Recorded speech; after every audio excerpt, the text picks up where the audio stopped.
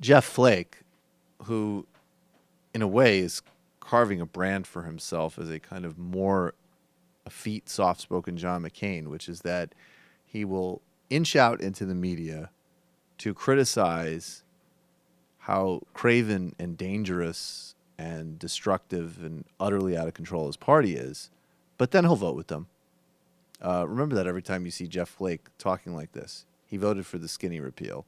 And he actually was open to Senator Johnson's ideas from Wisconsin, which were would have made everything even worse. That said, he's on Face the Nation. He's tracing rightly, although it goes deeper than this, but parts of the elements of the kind of modern deranged nature of the GOP to Newt Gingrich.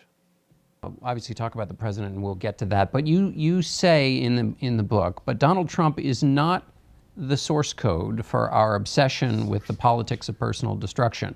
Our crisis has many fathers. Among them is Newt Gingrich, the modern progenitor of that school of politics.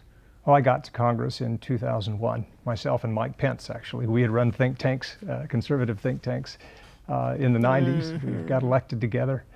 And we sat next to each other early on the floor. I remember him saying he felt like that we were Minutemen called up to the battlefront, only to be told the revolution of ideas was over, and we'd given in to kind of the politics of personal destruction, and quickly to a lot of spending and other things that that really, I think, made the ground fertile for the type of politics that we have today, and that's unfortunate. I think we, as Republicans, kind of gave away the limited government mantle when we spent like crazy 2000, 2006, while Republicans had the majority in both houses and the White House. And then that forced us to delve into the wedge issues, like flag burning, or the case of Terry Schiavo, or things like that. And now we've, I think, taken up a banner that is not familiar to us.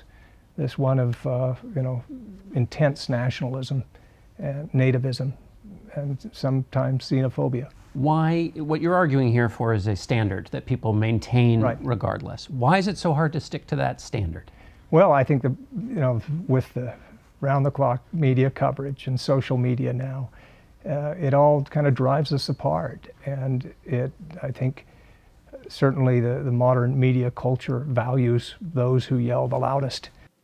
Okay, so Jeff Flake, of course, supported much of the Bush agenda, which was supposedly this massive spending agenda that was so disturbing and so out of keeping with conservatism. He also skipped after the healthcare vote this past weekend. He wasn't meeting with his constituents in Arizona. He was actually meeting with the Koch brothers at a retreat. Newt Gingrich would not have taken over Congress, and Jeff Flake would not have eventually got there if there wasn't a massive apparatus of politics of personal destruction. That's how Newt Gingrich won. He won with endless corporate contributions, a promise to deregulate everything, and a demonization of Bill Clinton that was so out of control that in 1995, one of the things that actually held back the advancement of Newt Gingrich and maybe even hurt Bob Dole's presidential campaign in 1996, even though he represented, a kind of older guard of conservatism, was that some people, including the Clinton White House, drew a connection between the extremist rhetoric of Gingrich Republicans and Timothy McVeigh's terrorism. And all Jeff Flake is doing there, and it's very out of date, but Sam always makes this point about when the Republican brand gets taxified, all of a sudden people reemerge as libertarians. And that's what Jeff Flake is doing there. Where did all this racism and xenophobia come from? It's not as if our, Republican primaries are dominated by white identity politics. It's not like, you didn't see what just happened with Donald Trump. It's not like the Congress is filled with xenophobes. It's not like Fox News and every major conservative media outlet hasn't been endlessly programming against Muslims, against African Americans, against people from Latin America. No, that's all a weird aberration. And in fact, what we want is, economic liberty and tax cuts for rich people. Then, of course, you turn around and you remember Nancy McLean's book and the whole agenda that Jeff Flake is pushing. It actually is, in practice, incredibly damaging to people of color and functionally supremacist. So please don't buy his bullshit. I can't stand the conservative imagination for metaphors where he says the source code of our current politics is not Donald Trump. I know. And also to blame this on social media. I don't think social media was around when Gingrich was starting. This is about money entirely. Like, these are all projections of different people's interests and money.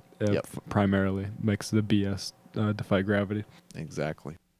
Hi, folks. Sam Seder here. We still need your help on our Patreon page. YouTube ads have come back, but not nearly as much as we had before. So if you can help us out, any little bit helps. Head over to our Patreon page right at this URL, and you'll help us keep helping you by making videos